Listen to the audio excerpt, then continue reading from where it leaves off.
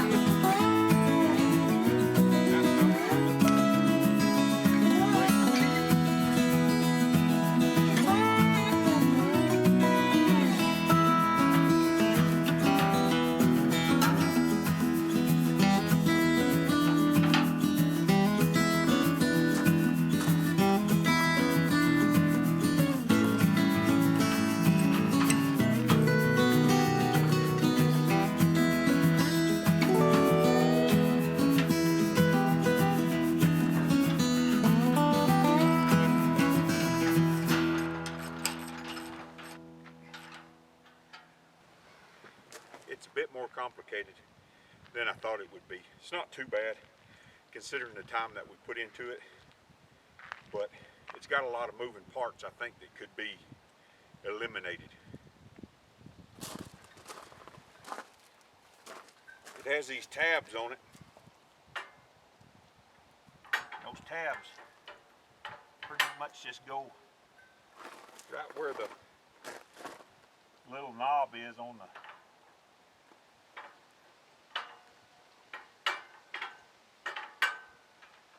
spring. That's pretty much how it is. It's kind of hard to mess it up. There's a hole in this plate which goes on another knob there. Then you just tighten it up.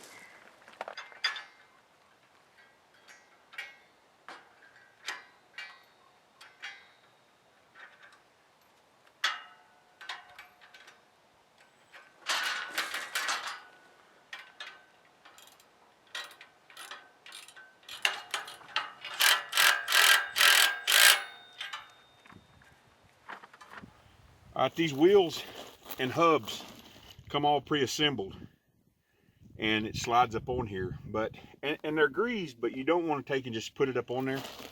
So to install this cap's got to come off here.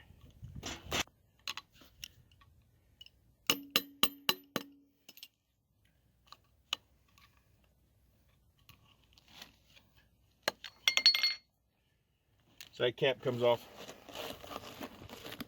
And you can see it's pre-greased, but I like for there to be a whole lot of grease in there.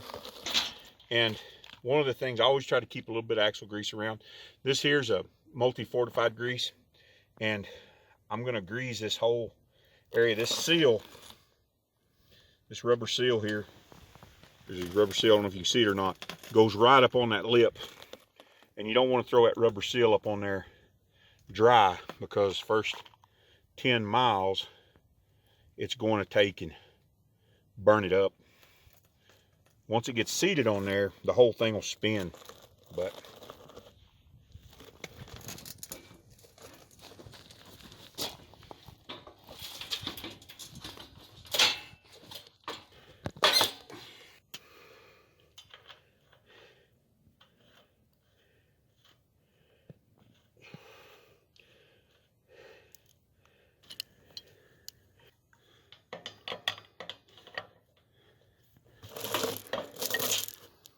I usually tighten it down to where it's a little bit too tight.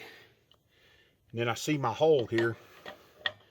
So that generally takes and pushes that seal up on that axle. Move it back and forth.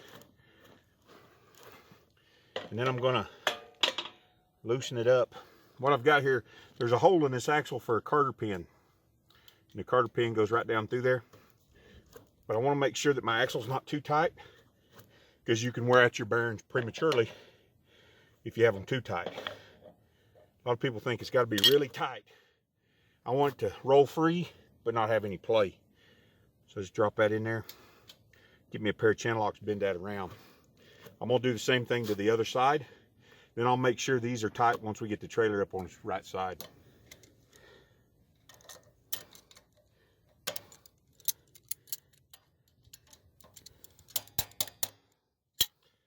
Then the cap goes back on there. You want something soft like a dead blow mallet.